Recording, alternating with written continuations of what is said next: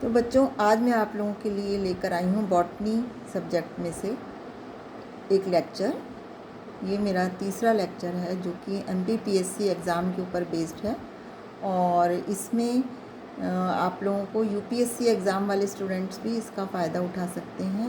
Even MSc botany करने वाले students के लिए भी ये लेक्चर फ़ायदेमंद रहेगा।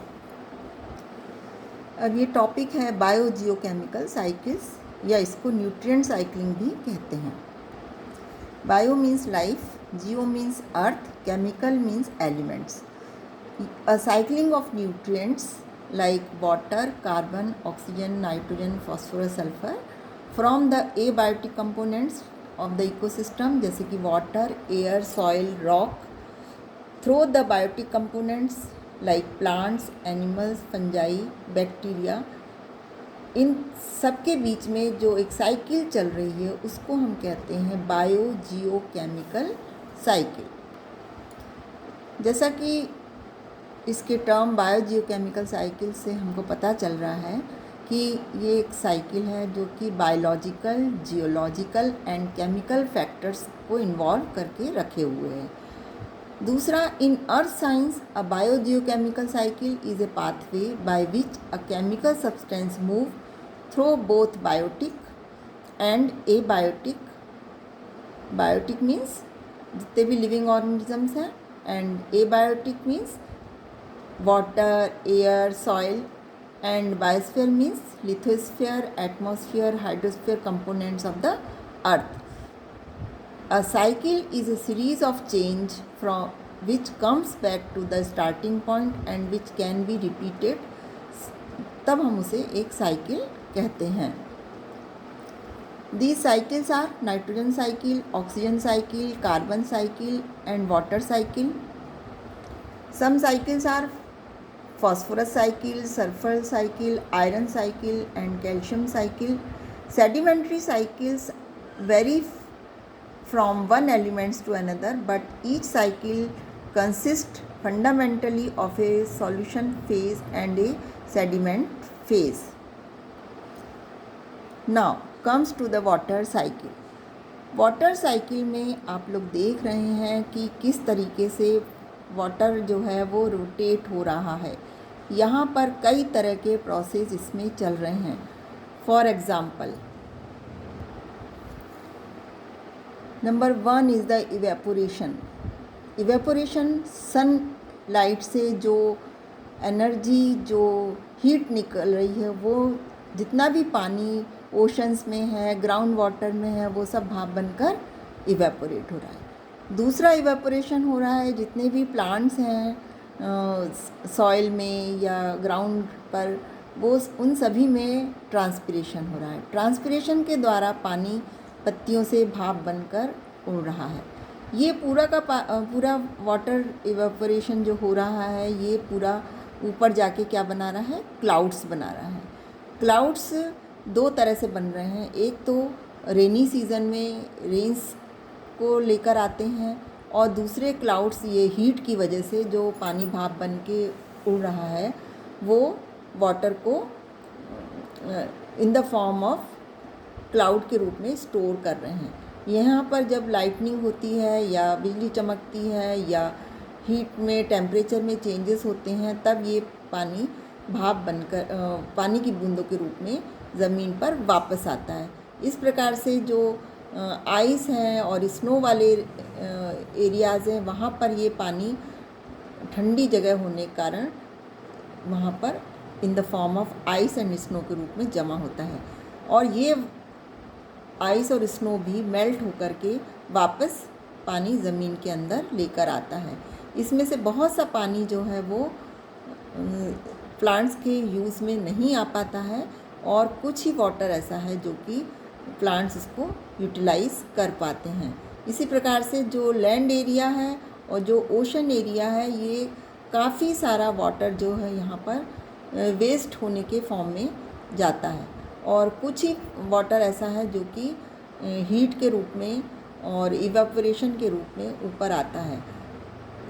जो वाटर भाप बन के ऊपर आता है वहाँ पर भी एक प्रोसेस कंडेंसेशन होता है, संघनन होता है, जिसके द्वारा कि पानी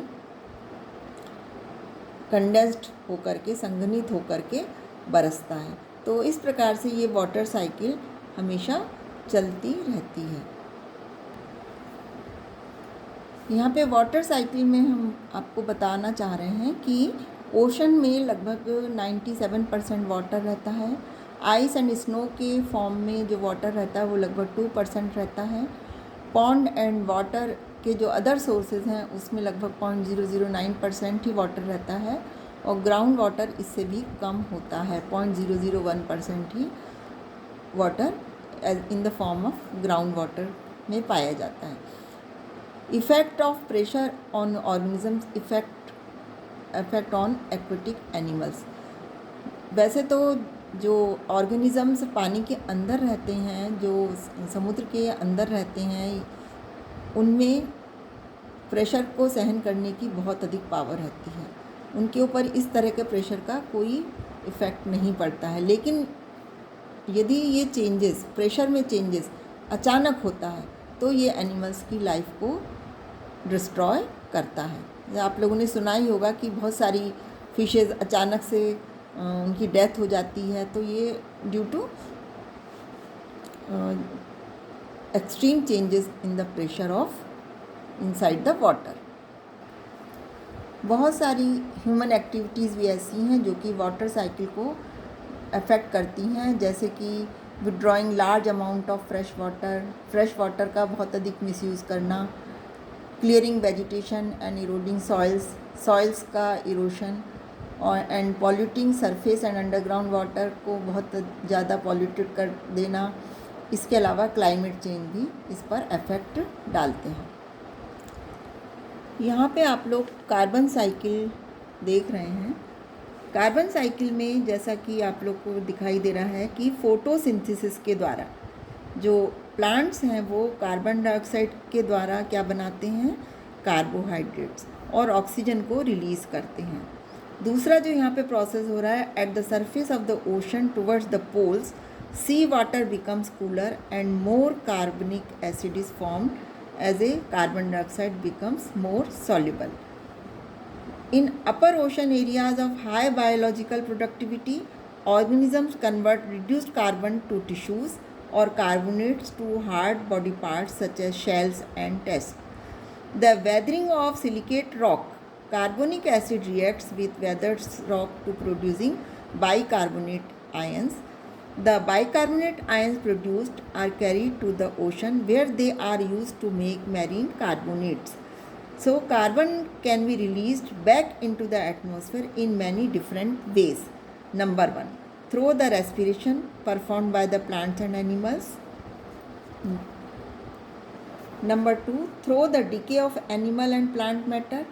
Fungi and bacteria break down the carbon compounds in dead organic materials and convert the carbon to carbon dioxide or methane gas. Through combustion of organic material like burning of wood, charcoal, forest fire, coal, petroleum products, which oxidizes the carbon it contains, producing carbon dioxide. At the surface of oceans, where the water becomes warmer, dissolved carbon dioxide is released back into the atmosphere. Volcanic eruptions also release carbon dioxide and other gases into the atmosphere. किस प्रकार से human activities carbon cycle को प्रभावित करती हैं, तो हम लोग देखते हैं कि बहुत अधिक फॉसिल फ्यूल्स को जलाने से भी इसको नुकसान होता है। वेजिटेशन को बहुत तेज़ी से यदि हम समाप्त करते हैं तो यहाँ पर जो बैलेंस होता है फोटोसिंथेसिस के द्वारा ऑक्सीजन का निकलना और कार्बन डाइऑक्साइड का लेना, इसमें इम्बैलेंस हो जाता है और इस प्रकार से ये कार्बन साइकिल को प्रभावित कर। Now nitrogen cycle. The majority of earth's atmosphere is nitrogen, that is 78%. However atmospheric nitrogen has limited availability for biological use and this form is relatively non-reactive and unusable by plants. जो nitrogen है वो 78% है atmosphere में।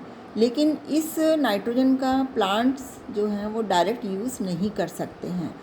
तो इस वजह से जो नाइट्रोजन साइकिल है वो किस तरीके से चलती है, इसको various converted between its various chemical forms.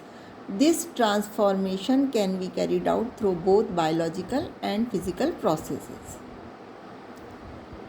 Nitrogen is present in the environment in a wide variety of chemical forms like ammonium, nitrate, nitrite, nitrous oxide, nitric oxide or inorganic nitrogen gas. Organic nitrogen may be in the form of a living organism, humus, or in the intermediate products of organic matter decomposition. The process of nitrogen cycle transform nitrogen from one form to another. Many of those processes are carried by microorganisms.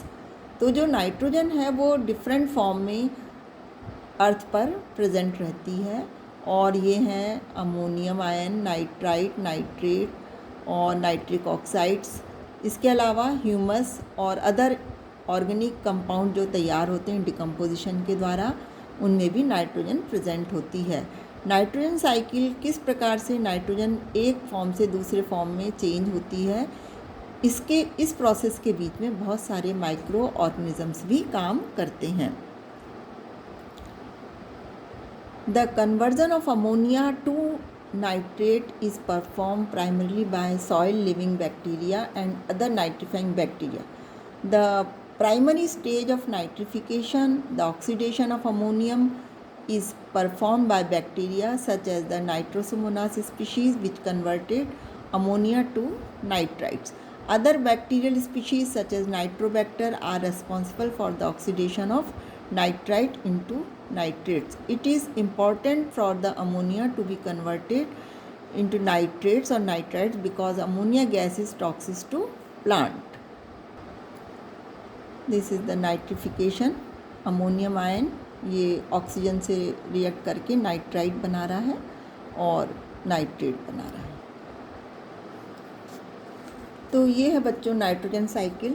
जैसा कि आप लोग diagram में देख रहे हैं कि nitrogen cycle में 5 प्रोसेस होते हैं जो कि नाइट्रोजन फिक्सेशन का काम करते हैं। पहला है बाय लाइटनिंग, जिसमें कि नाइट्रोजन जो है वो ऑक्साइड के रूप में सॉइल में पहुंच जाती है। यहाँ पर भी कुछ बैक्टीरिया हैं जो कि काम करते हैं, जैसे कि एज़ोटोबैक्टर, क्लोस्ट्रीडियम या राइजोबियम, जो कि एटमॉस्फेरिक नाइट्रोजन को नाइट्रेट में सॉइल के अंदर पहुँचा देते हैं। इसमें लेग्यूमिनस प्लांट्स की जो रूट्स होती हैं वो काम करती हैं। दूसरा जो प्रोसेस है वो है एसिमिलेशन ऑफ नाइट्रोजन, जिसमें कि प्लांट जो हैं फ्री नाइट्रोजन का यूज़ नहीं कर पाते हैं, इसलिए यहाँ पर अमोनियम आयन के रूप में जो नाइट्रेट है उसको डिज़ोल्व करके प्लांट्स ले पाते हैं। इसी प्रकार से नेक्स्ट प्रोसेस है अमोनिफिकेशन, जिसमें कि जो डेड प्लांट्स और ऑर्गेनिजम्स हैं उनमें जो यूरिया या यूरिक एसिड बनता है उसको ये बैक्टीरिया अमोनिया में चेंज कर देते हैं। नेक्स्ट प्रोसेस है नाइट्रिफिकेशन। नाइट्रिफिकेशन में नाइट्रोसोमोनास जो बैक्टीरिया होता है वो अमोनिया को नाइट्राइट में और नाइट्रोबैक्टर नाइट्राइट को नाइट्रेट में कन्वर्ट करने का काम करते हैं। इसके बाद है डीनाइट्रिफिकेशन, जिसमें कि सूडोमोनास जैसे बैक्टीरिया जो हैं सॉइल के नाइट्रेट को रिडक्शन के द्वारा नाइट्रोजन गैस में चेंज कर देते हैं और वह फिर से वायुमंडल में एटमॉस्फेयर में पहुंच जाती है। तो इस प्रकार से ये साइकिल इन प्रोसेसेस के द्वारा बराबर चलती रहती है। कौन कौन से? Nitrogen fixation, assimilation of nitrogen, ammonification, then nitrification and then denitrification.